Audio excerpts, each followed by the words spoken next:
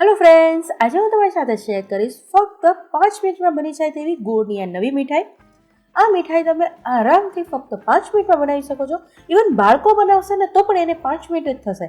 અને આ હેલ્ધી છે કેમ કે આપણે એને ગોળમાંથી બનાવીશું અને બીજી એક જ વસ્તુ ઉમેરીશું. એટલે કે તમે આ મીઠાઈ ફક્ત 2 વસ્તુમાંથી બનાવી શકો છો. આમાં તમારે ઘી, માખણ, તેલ કઈ જ વસ્તુનો ઉપયોગ કરવાનો રહેતો નથી. તો ચાલો આજે બનાવી લઈએ હેલ્ધી અને ટેસ્ટી ગોળની મીઠાઈ. તો એના માટે અહીંયા એક કઢાઈમાં 1 મોટી ચમચી જેટલું ઘી ઉમેરવાનું અને તેમાં ડ્રાયફ્રૂટ્સ ઉમેરવાના અને તેમાં 3 મોટી ચમચી બદામ, 2 ચમચી પિસ્તા અને 3 ચમચી જેટલા કાજુના ટુકડા લેવાના અને 1 ચમચી જેટલા તલ લેવાના. હવે અહીંયા મેં ડ્રાયફ્રૂટ્સ ઉમેર્યા છે. જો તમારે ડ્રાયફ્રૂટ્સ ન ઉમેરવા હોય તો ટોટલી સ્કીપ કરી દેવાનું. આ કંઈ વસ્તુ ઉમેરવાની જરૂર નથી આપણે. અને જો ઉમેરવા હોય તો પછી આવી રીતે થોડીક વાર એને શેકી લેવાના. 2 મિનિટ સુધી મીડિયમ ગેસ ઉપર થોડોક હલકો એનો કલર ચેન્જ થઈ જાય ને બસ એટલા જ શેકવાના. તો આ શેકાઈ ગયા છે. આપણે એને પ્લેટમાં કાઢી લઈએ. હવે એ જ કઢાઈમાં આપણે 2 કપ જેટલું નાળિયેરનું ભૂકો લેવાનો છે. જે તૈયાર બહાર નાળિયેરનો ભૂકો આવે છે તે જ મેં લીધો છે. આની જગ્યાએ જે સૂકા નાળિયેર તમારે આવે છે, આખા નાળિયેર મળે છે, તેને ખમણીને લેવું હોય તો તેને પણ લઈ શકાય. બસ 2 કપ જેટલું આપણે કે પછી 2 વાટકી જેટલું અહીંયા નાળિયેરનું ખમણ લઈ લેવાનું. અને હવે એનું અડધું એટલે કે 1 કપ જેટલો ગોળ લેવાનો. મેં અહીંયા દેશી ઓર્ગેનિક ગોળ લીધો છે એટલે થોડોક બ્રાઉન કલરનો છે, પણ આની જગ્યાએ તમે કોઈ પણ ગોળ લેશો તો પણ ચાલશે. હવે ગોળ મેં આ ઢીલો હતો એટલે મેં અત્યારે ઉમેર્યો છે, પણ આનો જેવો ગોળ તમારી પાસે ન હોય અને જો થોડો કણી વાળો ગોળ હોય તો પહેલાં ગોળને સુધારી લેવાનો, સમારી લેવાનો અને પહેલાં પેનમાં ગોળને ઉમેરવાનો અને થોડોક ઢીલો થઈ જાય પછી જ આપણે એમાં ટોપરાનું ખમણ નાખવાનું. આ ગોળને ઉગડતા વાર નહીં લાગે એટલે મેં પાછળથી ઉમેર્યો છે, નહીંતર પછી તમારે ગોળને પહેલાં ઉમેરવાનો.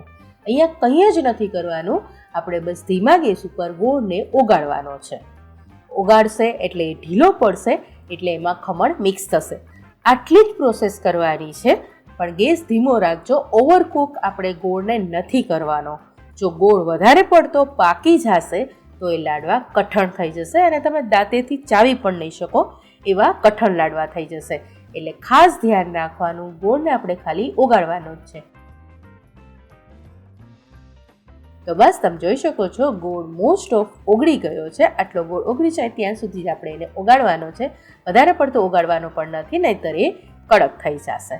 તો બસ ગોળ ઓગળી ગયો છે. ગેસ બંધ કરી દઈએ અને આને નીચે ઉતારી લઈએ. નીચે ઉતારી લીધા પછી તમે જોઈ શકો છો એક રસ થઈ ગયું છે. હવે આમાં અડધી ચમચી જેટલું એલચીનો પાવડર નાખવાનો. ટોટલી ઓપ્શનલ છે, જે ના ઉમેરવો હોય તો સ્કીપ કરી દેવાનો. અને 2 ચમચી જેટલી કિસમિસ ઉમેરી દેવાની.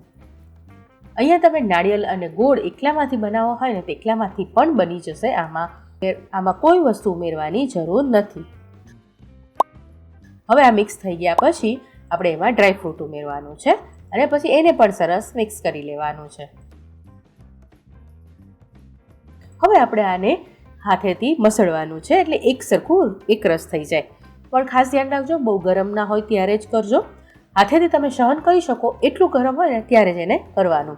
અને બહુ ઠંડુ પણ ના થવા દેતા, નહીં તો પછી આપણે આમાંથી લડ્ડુ બનાવશું તે લડ્ડુ સરખા નહીં બને. હવે આવી રીતે તમારે જેવડી સાઇઝના, જેવડા શેપમાં બનાવવાના હોય લાડવા એવા શેપમાં એને બનાવી લેવાના. તો તમે જોઈ શકો છો મેં આવડા શેપમાં બનાવ્યા છે એને, એટલે મેં આવી રીતે હાથેથી એને ગોળ બનાવી દઉં છું. અને ધ્યાન રાખજો અને ફટાફટ બનાવજો જેથી આ ઠંડુ ના પડી જાય. ઠંડુ પડી જશે તો પછી એના ગોળા સરખા નહીં બને, એટલે કે લીસા નહીં થાય. ઉપરથી વાળી તો તમે શકશો જ પણ લીસા નહીં થાય. તો તમે જોઈ શકો છો મેં અહીંયા બધા જ એના બોલ્સ બનાવીને એટલે કે લાડુ બનાવીને તૈયાર કરી લીધા છે.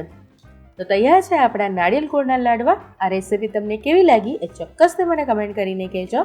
અને રેસીપી સારી લાગી હોય તો વિડીયોને લાઇક કરી દેજો, શેર કરી દેજો અને ચેનલને હજુ સુધી સબસ્ક્રાઇબ ના કર્યું હોય તો સબસ્ક્રાઇબ કરી લેજો.